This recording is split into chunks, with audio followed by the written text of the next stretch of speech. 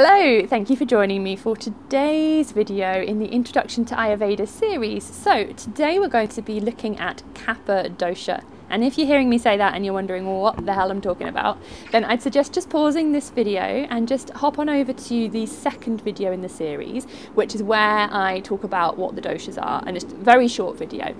In essence, the doshas are an Ayurvedic energetic quality, and Kapha is one of them.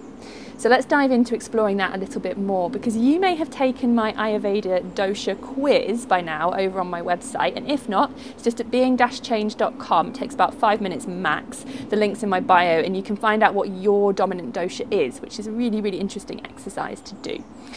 So Kapha, as a reminder, is made up of the elements of earth and water.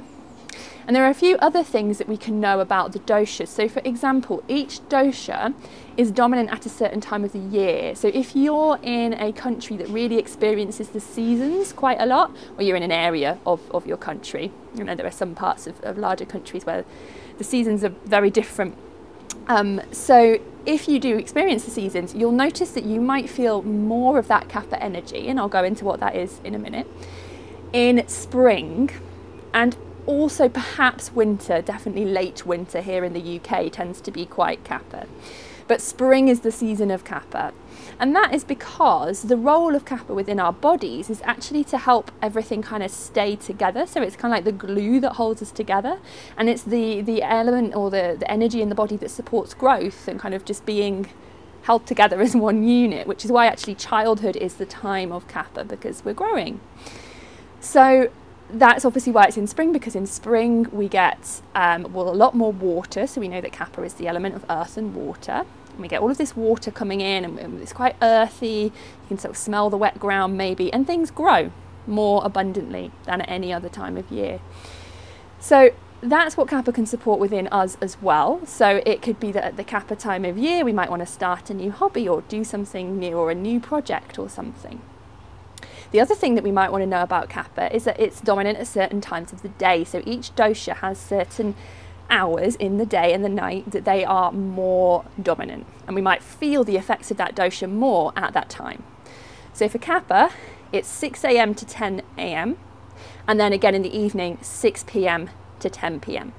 So how might this make us feel? Before we go into the kind of effects of Kapha being in balance, or imbalanced, not in balance, but I am balanced, so out of balance as it were, or too much Kapha, let's just talk a little bit about the positives, because it can be really easy to focus on what we might see as the negatives in our dosha and not think about the positives. So Kapha, as I said, helps hold us together, quite a good thing.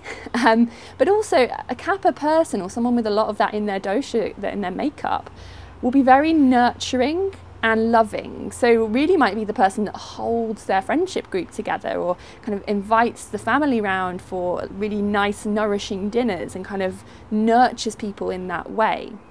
So very loving, very nurturing. Also, Kapha has very, very good stamina. So once a Kapha person gets going on a project, or even, you know, if they sort of get into running, it might take them a while to get into it, but once they get into it, then they could keep going for a long time. So very high endurance.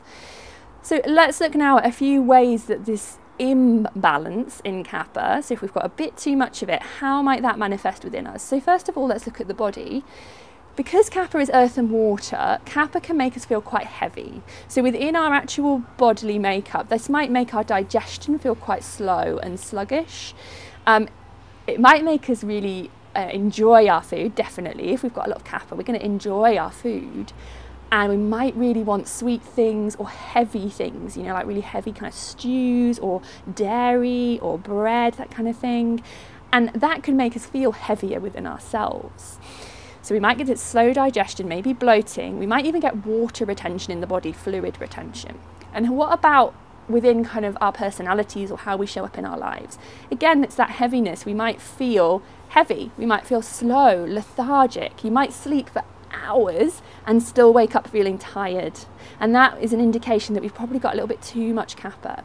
Or we might feel like we just don't have the motivation to get going on anything.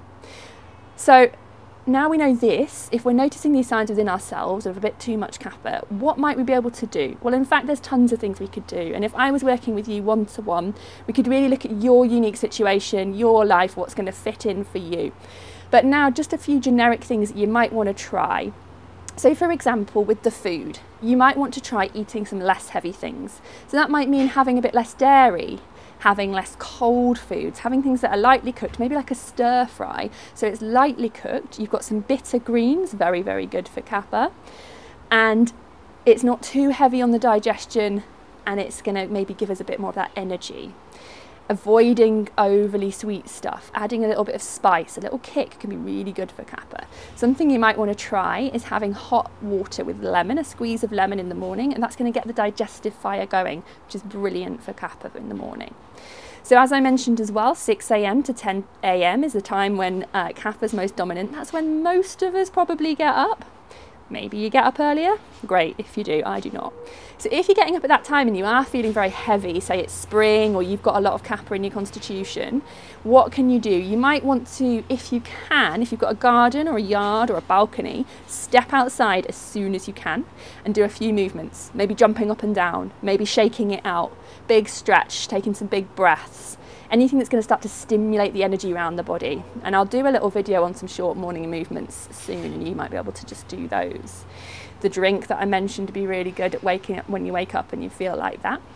So getting that morning light though, even if you can't get outside, can you stick your head out of the window and take some breaths? That's going to really, really help us.